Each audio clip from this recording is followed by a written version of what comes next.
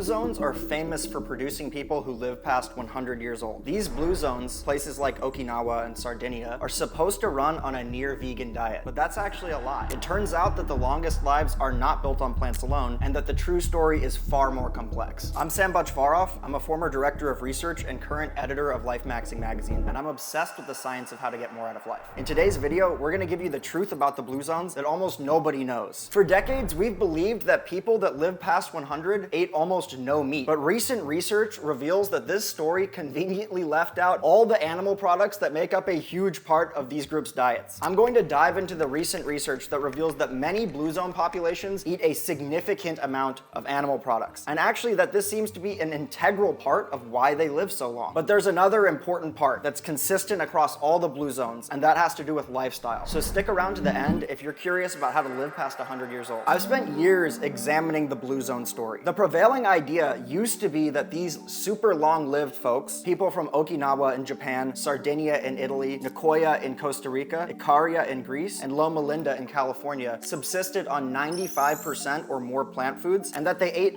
at most 60 grams of meat a few times a month. This narrative was championed by Dan Buettner and popularized in his books, and has been used to advocate a plant-centric diet as the sole key to longevity. However, we're gonna take a closer look at the data because it tells a very different story. Take Okinawa, for example. According to Dan Buettner, the Okinawan diet was sweet potatoes, green leafy vegetables, and tofu, with pork relegated to occasional festival feasts. But there was a study in 2007 by Wilcox and colleagues that found that the Okinawan centenarians are not vegetarians at all. In fact, they reported that none of the centenarians were found to be vegetarian, let alone vegan, and that these elders consumed on average roughly 100 grams of meat per day, primarily in pork, and additionally 100 to 200 grams of fish daily. As an article in the Journal of American College of Nutrition noted, despite the Okinawans' quote, very greasy diet, where even processed products like Spam played a role, Okinawans exhibit lower rates of cardiovascular disease than most people in the West. This evidence challenges the myth that it was a near-vegan diet that is the secret to the Okinawan longevity. Then there's Nicoya in Costa Rica. The Nicoya Peninsula in Costa Rica is often cited because it has really impressive male longevity. But this area has been mischaracterized as strictly vegetarian. So we used to think that their diet centered around corn, beans, and squash. But it turns out that Nicoya's diet is far from vegetarian. A demographic study by Rosero Bigsby and colleagues from 2013 revealed that Nicoyan elders consumed significantly more protein and fat than other Costa Ricans. Their staple foods, even the corn tortillas and bean stews, primarily cooked with pork lard. One interview with a 109-year-old Nicoyan highlighted, "We lived on meat. Pork, lard, and even chicken skin were our everyday foods." These findings illustrate that animal fats, particularly lard rendered at home from naturally raised pigs, were not just this rare indulgence, but actually a key component of their diet that also did include beans and fresh produce, of course. Moving to Sardinia in Italy, the popular narrative is that this population eats a largely vegetarian Mediterranean diet with meat saved just for special occasions. But detailed dietary surveys reveal that while they do eat vegetables, legumes, and whole grains, they actually derive a huge portion of their calories from dairy. Up to 30% of their total daily calories come from